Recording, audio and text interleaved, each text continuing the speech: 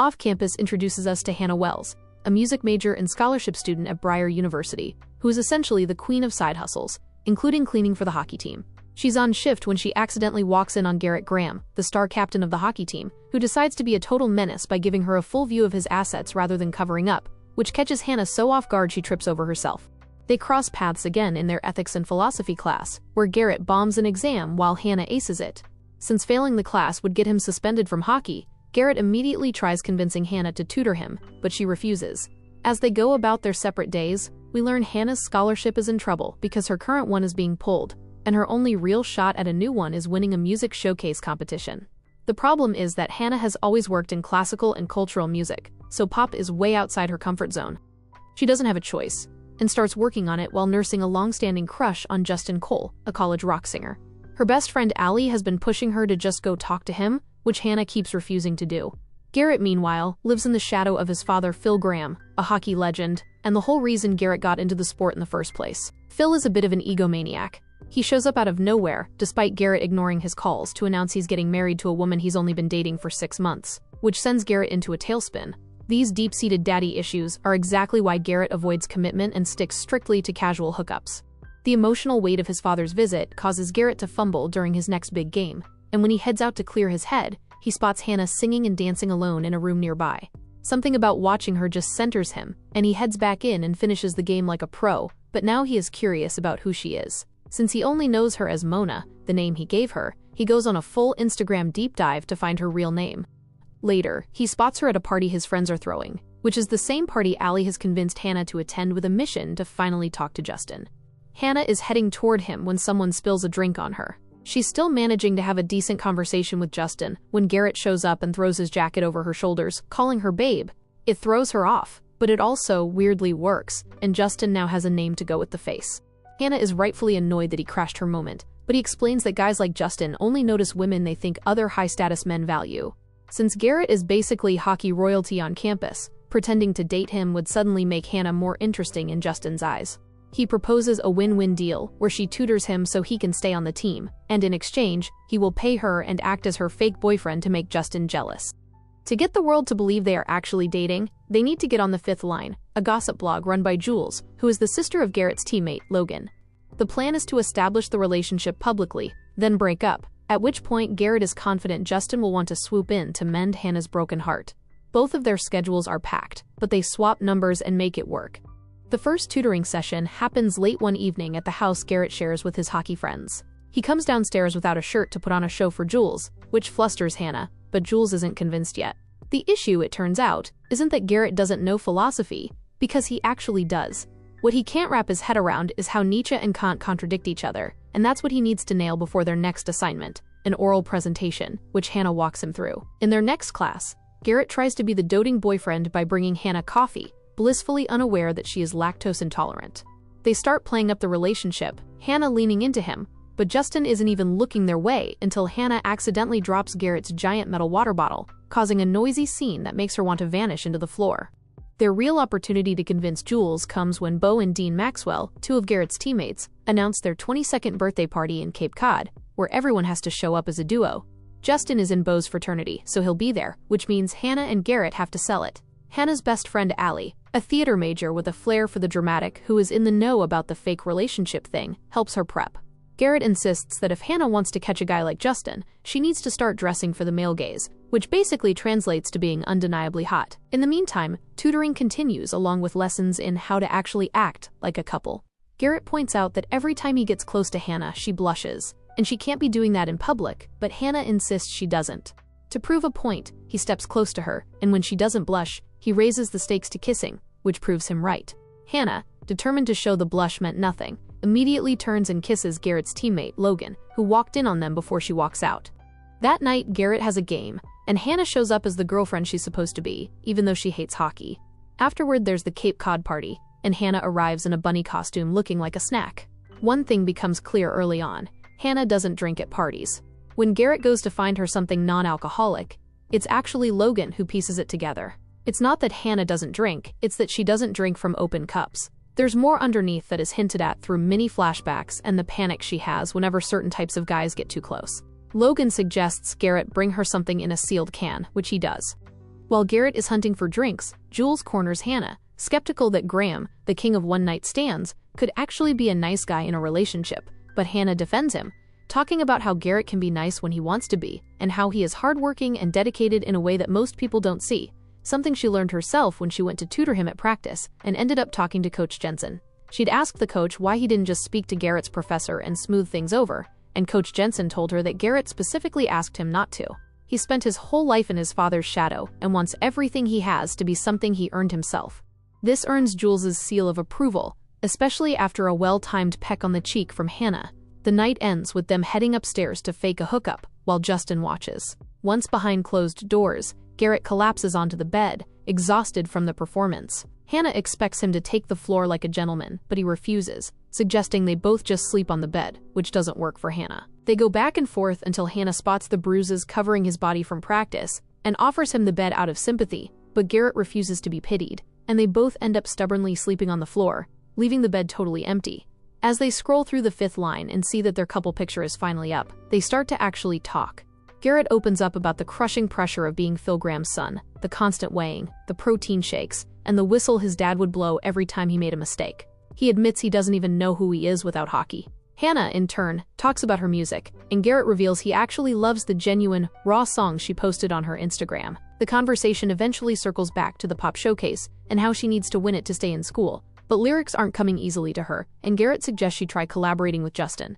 By morning, the no sleeping on the bed rule has clearly failed, as they wake up tangled together. The plan seems to be working perfectly because, on the bus ride back, Justin finally asks to sit next to Hannah. She's thrilled, but Garrett finds himself feeling surprisingly annoyed by the very success he engineered. At the same time, another subplot starts brewing involving Hannah's best friend Allie, whose long-term relationship with Sean has become painfully stale. Her attempt to spice things up falls flat because Sean has the personality of a brick. At the party, she's dressed as J-Lo to his rigid Ben Affleck, and she eventually gives up and hits the dance floor alone. This catches the eye of Dean, the group's resident playboy, and the fact that Allie doesn't immediately fall for his usual charms only makes him more determined to win her over. Just because Justin sat next to her on the bus, Hannah is already having sex dreams about him. She's supposed to tutor Garrett later that day, but she reschedules because Justin agreed to help with her showcase song, exactly like Garrett suggested, and she's excited. Garrett seems noticeably disappointed, though whether that's because he's developing feelings or because his exam is tomorrow and he actually needs the tutoring session is hard to say. Either way, he sends her off with a piece of advice that she's a catch and she should act like it. The songwriting session starts well enough, but it ends in a disaster of epic proportions. Justin takes her lyrics home to polish them, and when she visits his place to hear the final product, the vibes are high until he spots a playlist on her laptop. It's titled Crushing, and it's filled with songs about him. Justin pulls a classic walkout, leaving Hannah in a pit of secondary embarrassment. She frantically renames the playlist to something less psychotic fangirl, but the damage to her ego is done. She heads to Garrett's to make up the tutoring session she moved, and walks in to find him in the middle of a girl's lap. Even though they are faking it, Hannah is low-key furious, but Garrett points out that their public relationship isn't exclusive, so hooking up with others shouldn't be a problem. Despite the awkwardness, she still helps Garrett prepare for his presentation by recording videos explaining concepts he struggles with. Then it's finally the day of his oral presentation, and Garrett is spiraling. He's solid on the other philosophers, but he's shaky on Kierkegaard, and unfortunately for him, that's what the spin lands on as his topic. He has to debate on whether ghosting someone would be considered moral or immoral, according to Kierkegaard's beliefs. Thankfully, Hannah had already coached him beforehand. She told him that if he got nervous, he should focus only on convincing her instead of the entire class. Garrett follows her advice and absolutely nails the presentation, arguing that Kierkegaard would consider ghosting immoral because it harms the other person and represents a failure of authentic selfhood. The moment class ends, Garrett sweeps Hannah into his arms in celebration, and things get emotionally messy for her fast. During one of her earlier dreams about Justin, his face literally transformed into Garrett halfway through. Now Garrett is holding her like this while Justin casually waves at her across campus, and Hannah suddenly realizes her feelings are getting dangerously confusing. To fix the fangirl narrative with Justin, Garrett instructs Hannah to play hard to get when Justin finally texts to check on her. They head to a karaoke party where the mission is to relax and have fun, and Hannah brings Allie, who is very upset. Allie had told her boyfriend Sean about landing a talent agent, and Sean responded by mapping out their boring but stable future in Vermont because her chances of making it in Hollywood are slim, which completely killed Allie's vibe. Hannah, being the top-tier friend she is, hypes her up the way Allie wanted Sean to.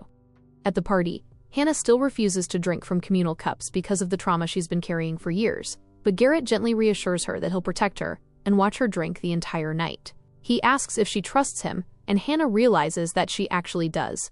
The hilarious mission of figuring out what kind of alcohol Hannah even likes begins, and after several failed attempts, they finally discover that piña coladas are her weakness. As she gets properly drunk and sings beautifully on stage, we realize that Logan apparently has feelings for her too. The two of them actually have history. He was the one who fixed her first car, a blue Subaru, back before it finally gave out on her. They connected over their shared habit of juggling multiple side hustles because, unlike Garrett, Logan isn't operating from the same financial cushion. There's also a sponsorship deal that a company has been pushing Garrett to do with his father, which Garrett wants nothing to do with, but drunk Hannah suggests he do campaigns with his friends instead, an idea Garrett surprisingly likes. The night ends with a very drunk Hannah trying to seduce Garrett, but he proves he's a true gentleman by tucking her into bed and keeping things platonic. However, the next morning, after receiving a text from Justin asking her to come over, she brings Garrett a coffee, looks him in the eye, and tells him she doesn't want to go to Justin's until Garrett helps her have an orgasm. The first thing Garrett asks is whether she's still drunk, but Hannah makes it clear she's completely sober. And for the first time, she opens up about the trauma she has been carrying since high school. She explains that she was assaulted years ago, and even though she has done a lot of healing emotionally, intimacy with another person still makes her shut down mentally. She can enjoy intimacy by herself, but when another person is involved, her body basically disconnects from the experience. Now that Justin Cole has invited her over, Hannah knows things might become physical, and she's terrified of freezing up. She decides she wants to start somewhere that feels emotionally safer and lower pressure. Garrett. It's a lot to take in, but Garrett agrees, and they set a time for 7 p.m. Garrett has been with plenty of girls, but this feels different, and he knows it. He doesn't want to get it wrong, so he goes to Dean, who has probably the most experience in the friend group, for advice. Dean surprisingly gives him genuinely thoughtful advice. He tells Garrett the biggest thing is making Hannah feel safe. According to him, once a woman feels emotionally safe and fully comfortable, the rest tends to fall into place naturally, and that advice completely changes Garrett's approach. When Hannah arrives later that evening wearing one of Allie Hayes' sexy outfits, Garrett immediately tells her she doesn't need to perform for him, and suggests she change into something comfortable instead. When Hannah begins undressing, Garrett literally turns around to give her privacy. Hannah laughs because technically he's still gonna see her eventually anyway, but Garrett explains that they agreed to sleep together, not watch her change into something comfortable. That tiny gesture becomes one of the first moments Hannah truly relaxes around another person physically. Instead of rushing into anything, Garrett asks her to put on a song, and she picks the most played one on his playlist. They dance a little, laugh a little, and then try. But Hannah still mentally disconnects from the situation because of her trauma response. Since the traditional way is failing, Garrett suggests focusing on individual satisfaction while maintaining eye contact, and it actually works for a moment. However, as they continue, Hannah begins to disconnect, because having him there in that intimate space triggers her past trauma. But Garrett manages to bring her back by gently telling her to look at him, which grounds her in the present and helps her feel safe enough to finally let go in the presence of someone else. Afterward, the mood becomes unexpectedly sweet and domestic. They sit around eating freezer food together and talking like two people who have accidentally become each other's comfort person. There's this strong feeling that both of them want to confess their feelings, but before anything can happen, messages start blowing up Garrett's phone, and Hannah abruptly decides to leave before things become too real emotionally. When she gets to her dorm, she finds Allie going through the breakup cycle from hell. After Sean failed to support her acting dreams, she dumped him, but he's so used to their toxic pattern that he's literally counting down the 36 hours until she begs for him back. Allie, currently in the angry stage, is preparing for a drunk Shakespeare performance, a chaotic show where forgotten lines equal mandatory shots for the audience. During practice, Garrett can't stop talking about Hannah, so much so that one of his friends eventually tells him he is into her. Garrett decides that tonight, at the drunk Shakespeare show, he's going to tell her how he feels. But Logan is not happy about this, and he's losing his focus on the ice. His sister Jules has to stage a brutal intervention, reminding him that unlike Garrett, he doesn't have the luxury of a safety net. If he doesn't go pro, he's headed straight back to a life of struggle, so he heads to the rink to bury his feelings in practice. The drunk Shakespeare event becomes a literal stage for everyone's messy lives. Garrett arrives ready to confess his feelings, only to find Justin and Hannah being all cozy. Because of a sudden illness in the cast, a group of volunteers is pulled on stage. Hannah, Justin, Garrett, and Kendall, a girl Garrett once callously dumped. The improvised plot is peak irony. Hannah's character loves Justin's character, but her father wants her to marry Garrett, while Kendall is trying to steal Garrett away. Kendall is kind of bitchy to Hannah on stage, though they already met at Garrett's first game, where Kendall and her friends were perfectly pleasant to Hannah. But now that Kendall knows Garrett likes her, she becomes openly hostile. When Kendall and Garrett finally get a private moment backstage, Garrett sincerely apologizes for how badly he handled their past relationship. Now that he knows what it feels like wanting somebody who may not want you back, he finally understands how much he hurt her. When a love potion plot point forces the guys to dance for Kendall's affection, Garrett puts on a show that makes Hannah realize she has fallen for him. The contrast between the two men becomes undeniable when Hannah talks to Justin about a song playing, which Justin claims he likes. She realizes he has the emotional depth of a teaspoon. He likes songs for how they sound, not how they feel. Even the song they wrote together feels hollow to her advisor. But for Garrett, it's different. Earlier, when Hannah asked him about the song she played during their intimate night together, Garrett explained that his mother used to play it constantly, and that the song makes him feel brave and understood. He attaches meaning and emotion to things in a way Justin simply doesn't. Thinking he's lost his chance, Garrett heads to the ice to take his loss in peace, after Hannah tells him their contract is officially over now that Justin wants to date her. He's ready to go back to his hockey-only life plan, but the quiet of the rink is interrupted by a voice over the speakers. It's Hannah, finally singing with the raw, gut-wrenching emotion she has been missing. He follows the sound to the announcer's booth, where they finally stop pretending and start their real ending. After finally admitting their feelings, Hannah and Garrett officially become a couple, and they spend the stretch leading up to Thanksgiving very happily occupied, making up for lost time. When the holiday rolls around, Hannah's mom calls to check in and sends her love to Garrett, but Hannah never goes home for Thanksgiving because of the trauma surrounding her assault. The perpetrator was the mayor's son and a fellow hockey player, and after his team testified in his favor, the entire town turned against her. She usually spends the holiday at Allie's family home, but this year Garrett asks her to join him at his father's place instead. Phil told Garrett he has changed and his fiancée Cindy wants to meet him. Garrett is skeptical but goes anyway, bringing Hannah along for support. Things seem fine at first until they hold hands for grace during dinner. Garrett spots a familiar bruise on Cindy's arm and immediately sees through the "I'm clumsy" excuse. Having watched Phil's abuse destroy his late mother, Garrett realizes his father is the same monster he's always been. He tries to warn Cindy to run, but she insists it's, quote, complicated, leaving Garrett spiraling with the fear that he is destined to become just like his father. Hannah steps up as his rock, taking him to her coffee shop for a late-night sandwich, and reminding him that his instinct to protect people makes him nothing like Phil. Back at the commune, Tuck, one of Garrett's friends, has decided to take Friendsgiving way too seriously this year because the last one they did was a disaster. Determined to recreate his mom's home-cooked feast from scratch, he turns the kitchen into a military zone, policing his teammates on everything from vegetable prep to seasoning.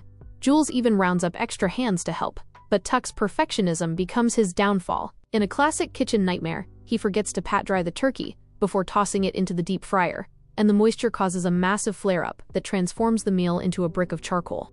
After hours of policing and preparation, the group ends up taking the burnt bird out to the ice rink to use it as a puck, turning a cooking tragedy into a night of bonding and laughter. While the guys are playing turkey hockey, Logan and Jules have a much more bittersweet mission. Jules refuses to let their family tradition die and insists they visit their mother in rehab.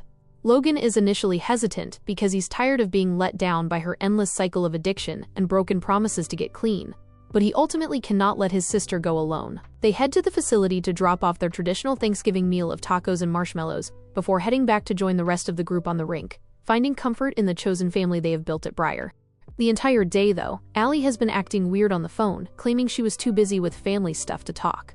At first, I honestly thought she had gone back to Sean, but during the Thanksgiving group video call, we learned she's actually hooking up with Dean. And it all started on karaoke night when a drunk Allie was sleeping in the living room of Garrett's house after a bathroom rant about her boring boyfriend, Sean, which practically everyone at the party heard, including Dean. When Dean came home that night with a group of girls and accidentally fell on her, the mood was ruined for his dates, but a spark was lit for Allie. Dean, sensing she was ready to choose her dreams over her stagnant relationship, saved his number in her phone and told her to call him when she finally ended things with Sean. By the time drunk Shakespeare rolled around, Allie's resolve had crumbled, and she called Dean instead of Sean. But their one-time hookup quickly turned into a habit. When she told Hannah she was taking a bus home for Thanksgiving, she conveniently forgot to mention that Dean and Bo Maxwell were the ones driving her. Somehow, the funniest part of the road trip was that Allie ended up bonding more with Bo than Dean, because they were both theater nerds. Bo's older sister is basically Hollywood royalty, so he and Allie spent the whole drive annoying Dean. And when Allie kept making excuses about why she couldn't talk to Hannah during Thanksgiving, it was because Dean had invited her to his house, where she started seeing the real version of him. Dean is ridiculously rich, but his life honestly feels kind of empty.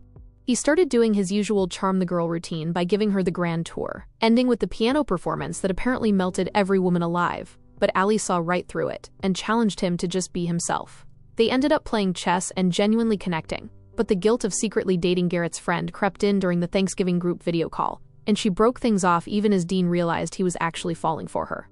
Back at school, Hannah is spiraling over the showcase, because even though Justin Cole helped polish the song, the final version lacks emotional depth. She's frustrated because the competition is only 2 weeks away.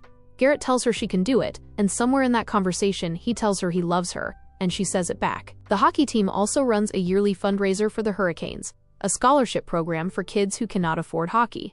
Logan actually came up through that same program and still goes back to train the younger players. Garrett is supposed to reach out to his father about a donation, which he does yearly, but after their Thanksgiving dinner, he is not in a place to do that. Hannah suggests holding the fundraiser at Malone's instead, the coffee shop she works, partly to help, and partly because she can tell Garrett isn't ready to talk to his friends about what's going on with Phil. The fundraiser ends up being a success, but with a little tension, because Logan still went behind Garrett's back to get Phil's donation. Justin and his band perform and take song requests from the crowd, which keeps the energy high. While Dean and Allie spend most of the night using the fundraiser as a vehicle for their drama by trading song requests, they end up in a photo booth where Allie breaks her "this is the last time" rule for the 100th time. But she crushes Dean's heart by insisting their connection is strictly physical.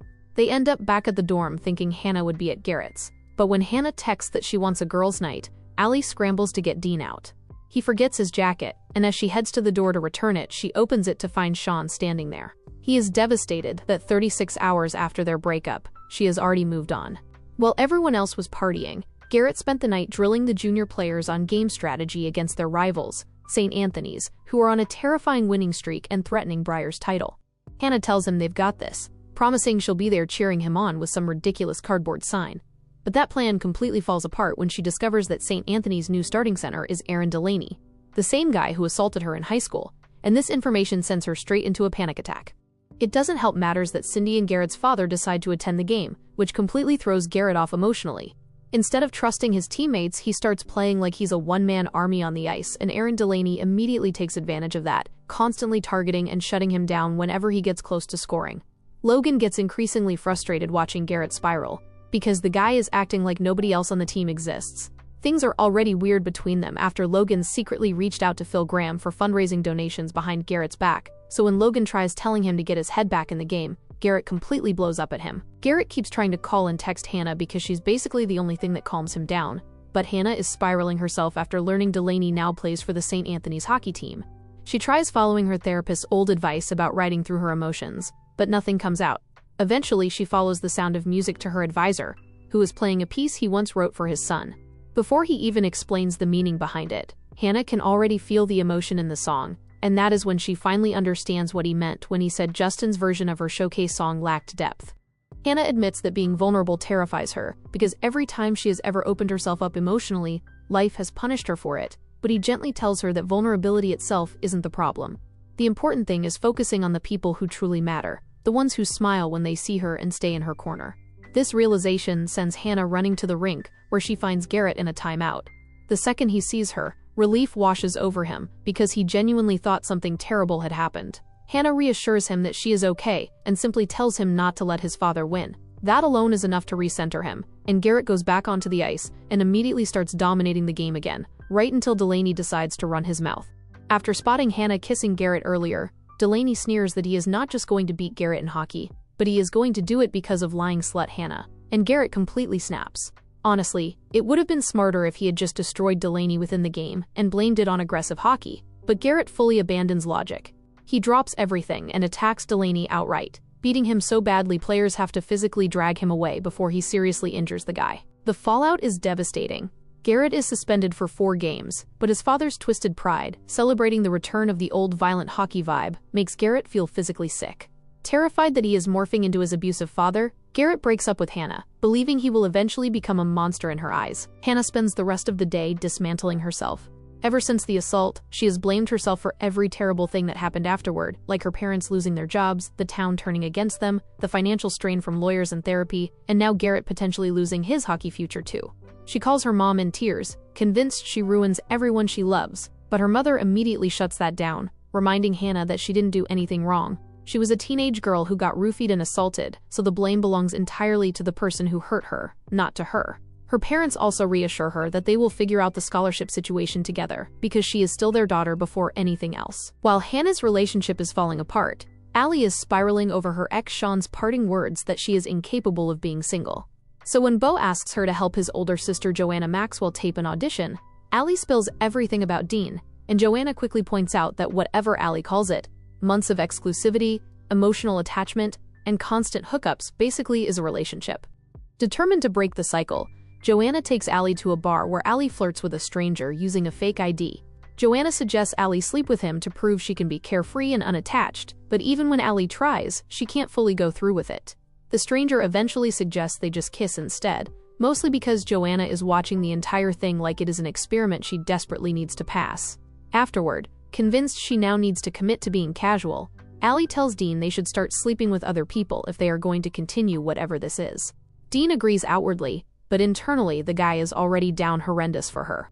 Garrett's problems only get worse when the NCAA uncovers an old social media video of Garrett playing a training match with a professional team while he was still technically an amateur.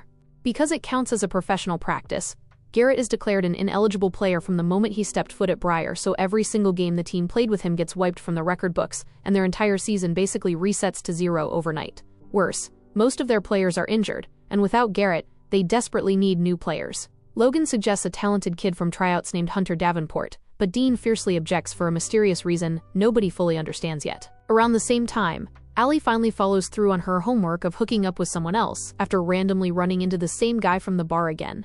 When she later tells Dean about it, she expects him to shrug it off, since that was literally his agreement too. But the problem is, Dean hasn't been able to go through with sleeping with anybody else because he is completely fixated on Allie now. Dean is still trying to process this when the bar guy walks right into Malone's coffee shop. It turns out his name is Hunter Davenport, the very recruit Dean hates, and Dean immediately levels him with a punch. Whatever history exists between them, it involves Dean's sister Summer. In the aftermath of the breakup, Hannah is trying to work through her heartbreak while dealing with weird vibes from customers at Malone's. Sean drops by for fries and reveals that the Fifth Line gossip blog posted an alert stating Hannah is strictly off-limits. Hannah confronts Garrett in the locker room, but he admits he didn't order the post, explaining that his protective teammates did it because they knew he'd lose his mind if anyone else breathed near her. Even while broken up, the two of them keep silently orbiting each other online. Garrett ends up liking an old Instagram video of Hannah performing a deeply personal song she wrote in high school, and the gesture means a lot to her. Not long after, Hannah finally tells Allie the truth, which is that the friend she claimed got assaulted years ago was actually her. But Allie calmly reveals she already knew and was simply waiting until Hannah was ready to say it herself. Hannah worries that being that girl changes how people see her, but Allie tells her every version of Hannah is still Hannah. The assault is part of her story, but it does not erase the funny, talented, stubborn girl she loves as a best friend. That support gives Hannah the courage to fully commit to the music showcase and finally write something real. While working on her performance, she learns Garrett and Logan still aren't speaking, so she tracks Garrett down at the rink. Even though they're broken up, she reminds him they can still talk honestly. Garrett confesses that his coach asked whether he truly loves hockey or whether he's only been playing for the wrong reasons all his life, and Hannah points out that he has a perfect excuse to quit during his suspension, yet here he is, still training on the ice. He doesn't play for his dad, he plays for his squad. Garrett checks the footage of the Delaney fight on the Fifth Line and realizes that when he totally blacked out in a fury, it was Logan who dragged him off and saved him from doing something life-altering. Garrett finally goes to Logan and opens up about the horrific abuse he suffered from his father, explaining how easy it was to hide the bruises under hockey gear. Logan consoles his best friend, the rift is healed, and the boys are back in sync. After Briar wins their next massive game, Hannah calls Allie to announce she is officially taking the stage at the showcase. Allie immediately calls Dean, orchestrating a plan to get Garrett to the auditorium.